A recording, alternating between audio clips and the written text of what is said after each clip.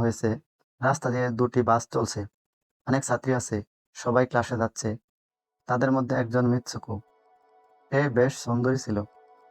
সে তার নোটবুকে কিছু লিখছিল। ঠিক তখনই তার বন্ধুরা তাকে জিজ্ঞাসা করলো, তুমি কি সবসময় লেখা?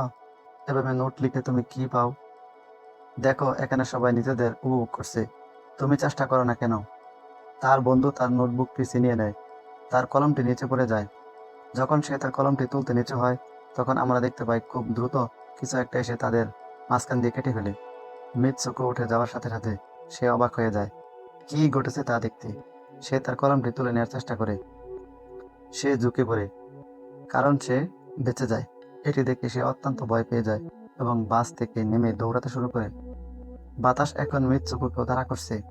এটি দেখে মিৎসু চিৎকার করে এবং খুব দ্রুত দৌড়াতে শুরু করে। দৌড়াতে দৌড়াতে সে তার সামনে আরো 4টি মেয়েকে দেখতে পায় এবং তাদের নিচু হতে বলে। কিন্তু অনেক দেরি হয়ে গেছে। বাতাস তাদের মাঝখান দিয়ে কেটে ফেলে এবং চলে যায়। মিৎসু তাদের একজনকে বাঁচিয়েছিল। ঠিক তখনই সে কোথাও কিছু মেয়েকে সাইকেল চালাতে দেখে। সে তাদের বাঁচানোর চেষ্টা করে, কিন্তু বাতাস তাদের সাথেও একই আচরণ করে যা তার বন্ধুদের সাথে করেছিল। এই প্রক্রিয়ায় সে মেয়েটিকে সে অদৃশ্য জিনিস থেকে বাঁচিয়েছিল সেও মারা যায়। এটি দেখে সে খুব ভয় পেয়ে যায় এবং এদিক ওদিক দৌড়াতে শুরু করে। যখন মিৎসু একটি নদীর কাছে আসে, তখন সে অবাক হয়ে যায়। নদীতে ইতিমধ্যে অনেক মৃতদেহ পড়ে আছে, যেগুলো বাতাসের আঘাতে অথবা অদৃশ্য জিনিসের আঘাতে কেউ কেটে ফেলেছে। সে মৃতদেহগুলোর একটি থেকে কাপড় খুলে সেগুলোতে পরিবর্তন করে। পরের দৃশ্যে আমরা মিৎসুকোকে একটি স্কুলে যেতে দেখি, যেখানে আরো অনেক ছাত্রী আছে। তাদের পোশাক মিৎসুকোর পোশাক থেকে বেশ আলাদা, যার অর্থ সে তাদের স্কুলের ছাত্রী ছিল না।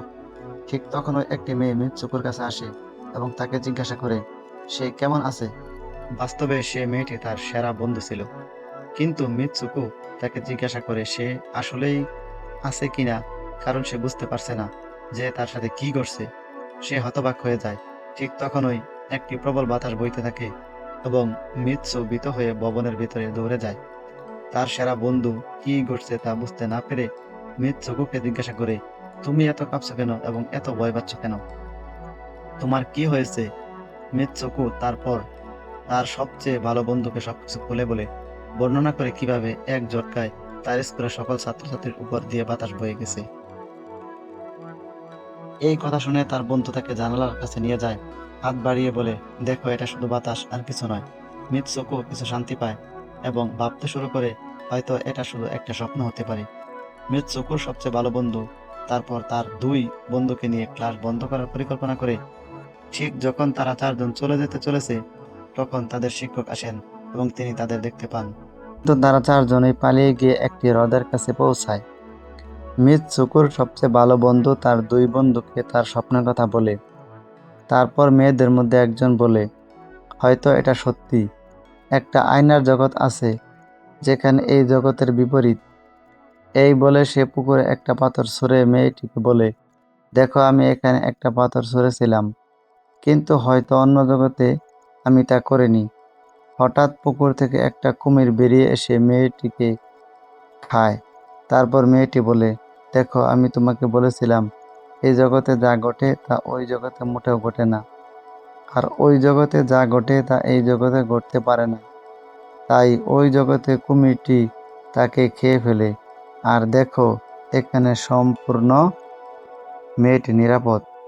এই হ্রদের কাছে একটি বিছানা দেখা যায়। তারা চারজনই সেই বিছানা থেকে বালিশ তুলে নেয়।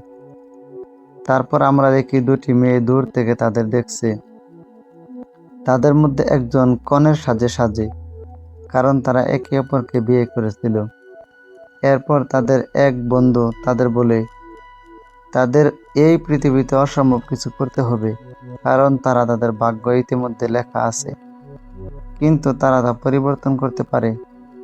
এরপরে সমস্ত মেয়ে তাদের স্কুলে ফিরে আসে এবং তাদের পরবর্তী বক্তৃতার জন্য ক্লাসে যায়।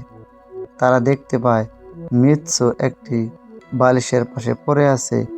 যখন সে বালিশটি তুলতে নিচু হয়, তখন তার শিক্ষিকা পুরো ক্লাসের উপর গুলি চালায়।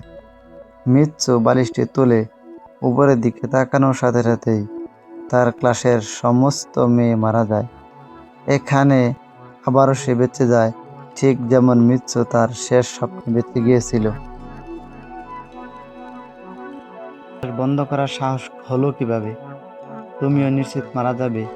ঠিক তখনই আরো দুটি মেয়ে এসে মিৎসুকোকে বাঁচাতে চেষ্টা করে, কিন্তু আরেকজন শিক্ষিকা এসে তাদের দুজনকেই হত্যা করে।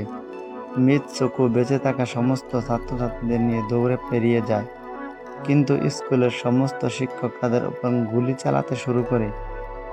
গুলি চলাকালীন তারা বেরিয়ে আসার সাথে সাথে বাতাস তাদের কেটে দেয়।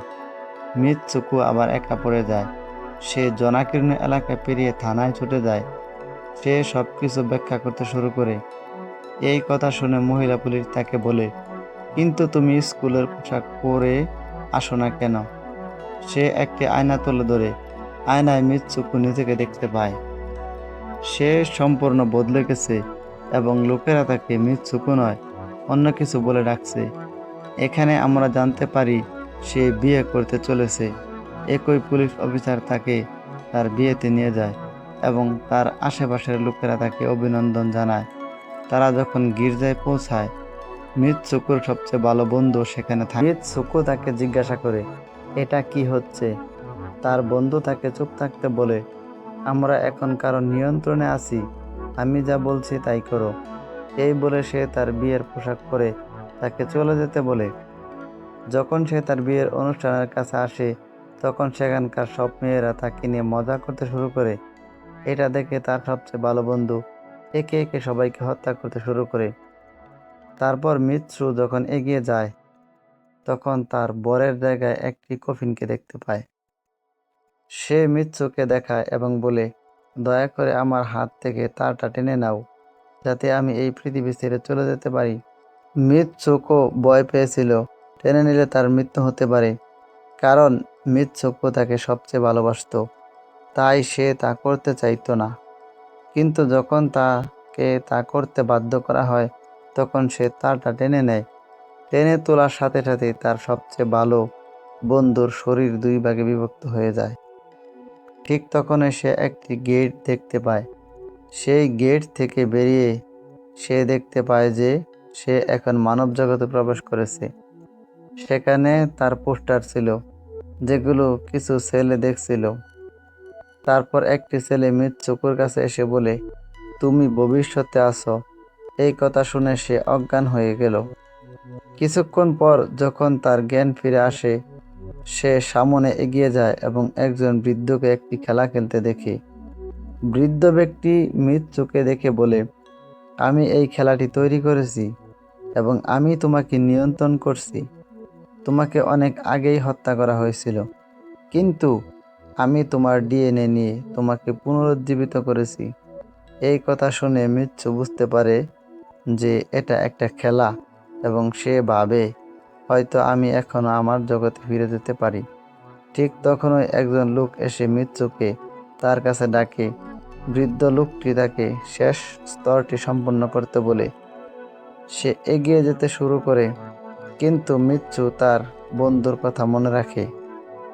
আমরা যদি এই পৃথিবীতে এমন কিছু করি যা অন্য পৃথিবীতে অসম্ভব, তাহলে তুমি এই খেলা থেকে বাদ পড়বে। এই বলে সে লোকটিকে শ্বাসরোধ করতে বলে, আমাদের সাথে খেলা বন্ধ করো। সে লাঠিটি তুলে তার পেটে রাখে। এই কারণে সে মারা যায়। এখানে আমরা দেখতে পাই যে বৃদ্ধ লোকটি কল্পনা করতে পারেনি যে মিৎসু এমন কিছু করতে পারে, এবং এর সাথে সাথে তার ভাগ্য সম্পূর্ণরূপে বদলে যায়। সে এই পৃথিবীতে, অর্থাৎ খেলায় মৃত ছিল, কিন্তু বাস্তব জগতে সে এখনো বেঁচে ছিল। এরপর আমাদের দেখানো হয় যে মিৎসুকোর অন্যান্য চরিত্রগুলো কোনো না কোনো কারণে আত্মহত্যা খেলার অংশ ছিল না। পরবর্তী দৃশ্যে মিৎসুকোকে একটি তুষারাবৃত এলাকায় শুয়ে থাকতে দেখানো হয়েছে। এখন সে তার বাস্তব জগতে ফিরে এসেছে এবং এর সাথে সাথে এই বিস্ময়কর গল্পটি শেষ হয়। এই ধরনের আরও ব্যাখ্যামূলক সিনেমা দেখতে লাইক, কমেন্ট, সাবস্ক্রাইব করুন। আপনাদের একটি সাবস্ক্রাইব আমাকে পরবর্তী ভিডিও বানাতে অনুপ্রাণিত করবে। দেখার জন্য ধন্যবাদ।